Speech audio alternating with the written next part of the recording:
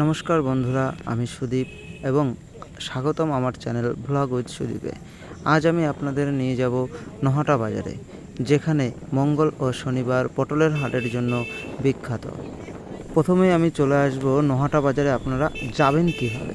নহাটা বাজারে আসার জন্য আপনাদের কাছে রয়েছে 4-5টি রুট, যেখানে প্রথমে আসব চাকদা হয়ে। যদি আপনি আসতে চান, চাকদা থেকে 28 নম্বরে বাসে চেপে আপনি নহাটা বাজারে আসতে পারেন।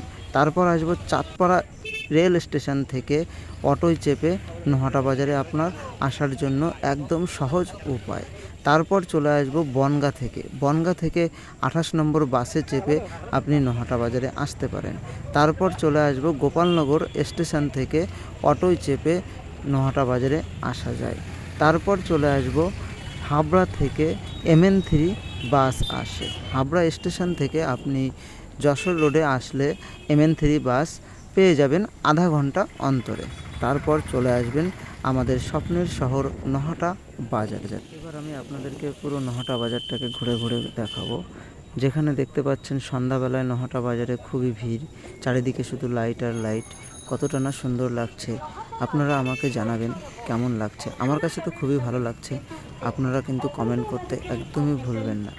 সপ্তাহে 2 দিন মঙ্গল ও শনিবার পটলের হাটের জন্য বিখ্যাত। আসুন নহাটা বাজারের রঙিন পরিবেশ এবং জীবনধারা একসঙ্গে উপভোগ করি। নহাটা বাজারটি 30টি গ্রামকে ঘিরে অবস্থিত, যার কারণে এটি একটি গুরুত্বপূর্ণ বাণিজ্যিক কেন্দ্র।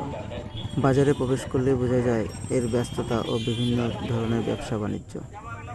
বাজারে প্রবেশ করলেই চোখে পড়ে হরেক রকমের দোকান।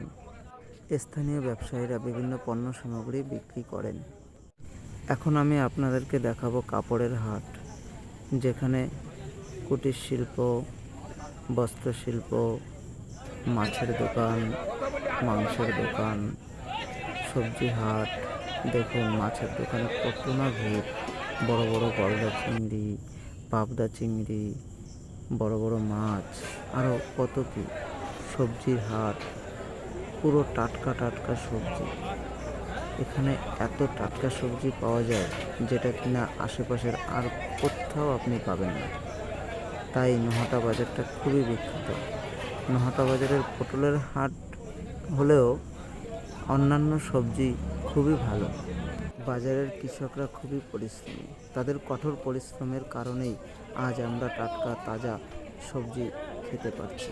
কৃষকদের সাথে আলাপচারিতার মাধ্যমে তাদের জীবনযাত্রা সম্পর্কে জানতে পারা যায়, যা খুবই অনুপ্রেরণাদায়ক। নহাটা বাজারের মানুষজন খুবই বন্ধুত্বপূর্ণ এবং সহানুভূতিশীল। তাদের সাথে কথা বললে বোঝা যায় যে তারা কতটা আন্তরিক ও অতিথিপরায়ণ। নহাটার সংস্কৃতি ও ঐতিহ্য খুবই সমৃদ্ধ। এখানে বিভিন্ন রকমের হস্তশিল্প, পিঠেপুলি ও মিষ্টির দোকান রয়েছে। বিশেষ উৎসব এবং মেলায় এই বাজার একেবারে প্রাণবন্ত হয়ে ওঠে।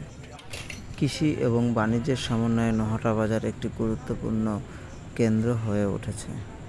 স্থানীয় কৃষকদের উৎপাদিত শস্য ও সবজি এখানে বিক্রি হয়, যা স্থানীয় অর্থনীতিকে সমৃদ্ধ করেছে।